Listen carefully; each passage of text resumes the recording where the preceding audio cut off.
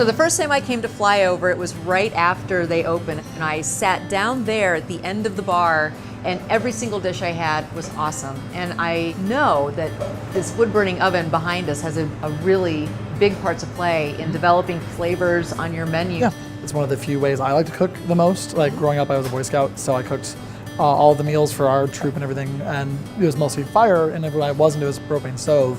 And so it's, very similar setup, so to speak, here. We have a model from Woodstone Corporation.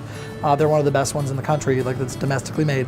They're made in Bellingham, Washington, and it has a gas element underneath it, but that all it does is regulate the hot spots in the stone. Oh, okay. 95% of the heat in the oven is generated by a solid fuel, or the wood, which we source from Harrisburg, actually, here in town. So is it oak, or what are you using? It's white oak, red oak, and hickory.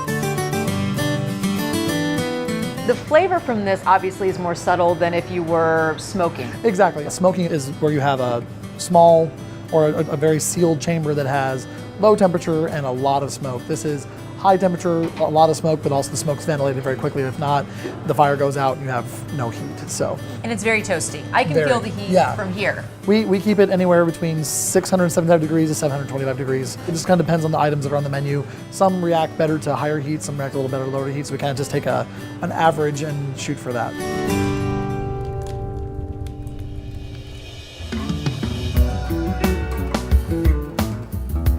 So tell me how Flyover came about. Well, I've always wanted to own my own restaurant, and so after I did culinary school and was did all my internships all over the country, I came back home, and then my best friend moved back from doing his doctoral work in Indiana, and he's one of the best bartenders I know. So we decided to do it together. And that's Dan. That's Dan, yeah. Mm-hmm. He takes care of the drinks part, along with his really awesome bar staff.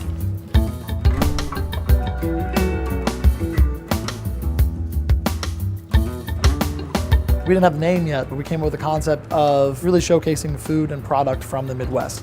The middle of the country is very, very much ignored culinarily by the East and the West Coast, which I've worked on, and I'm not knocking them at all. They're all very excellent people and chefs and restaurants out there, but they tend to just snobbishly overlook the middle of the country and call it a flyover country, and that there's just nothing to do here but just fly over it. And I'm like, well, I think we can do better than that. So when we were talking about how, oh man, I remember they used to call it a flyover state here, I was like, well, that should be the name of the restaurant, and it just stuck. Ever since then, we made the Flyover brand, and it's going pretty well, actually. So, it's going incredibly well. Every time you come here, there's a line to get in. Yeah, I can't complain about that. It's a good problem to have.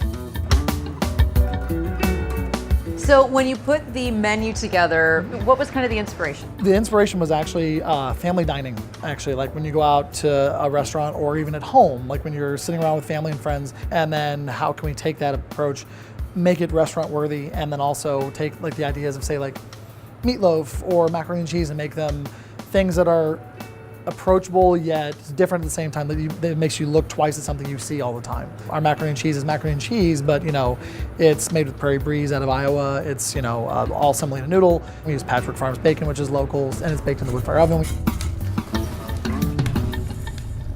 So what are you going to show us today? Some of the dishes we're going to do is our Midwest cassoulet. We're going to do our spice and amaro cured duck breast. And then we're also going to do our wood-fired pretzels dish. And I'm going to be able to try that today? Yep, you sure are. This is why I love my job. It's good. It's a good job. So. I know it is.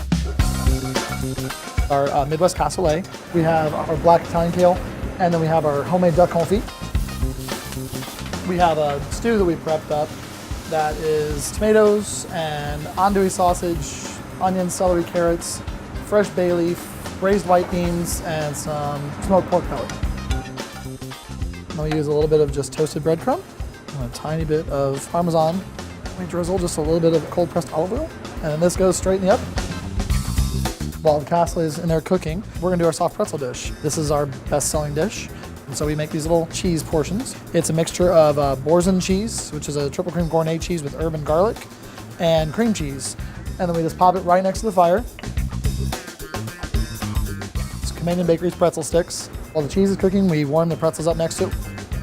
So then we have our cooked Boursin. It's nice and bubbly around the edges, got a nice brown on top. We take some local honey that's infused with thyme. We have our dried cranberries here, and then we have some toasted walnut pieces. We just do some simple fresh chopped parsley on top because it tastes nice. And that's our pretzels dish.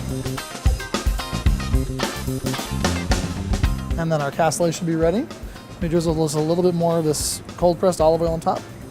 A little blend of microgreens of popcorn shoots, daikon sprouts, and a little bit of cabbage sprout, a little bit of fresh parsley. And that's our cassoulet.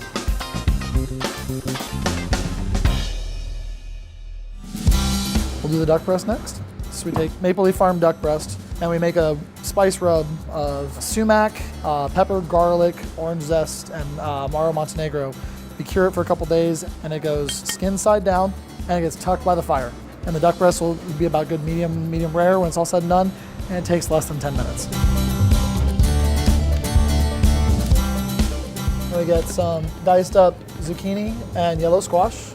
We'll add the kale and the couscous. And that's the side for the duck. And the duck breast is out and resting now, which is good.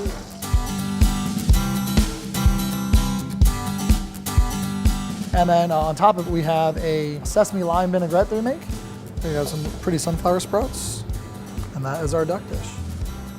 That's the spice and Amaro cured duck, sesame lime vinaigrette, and squash and kale studded Israeli couscous.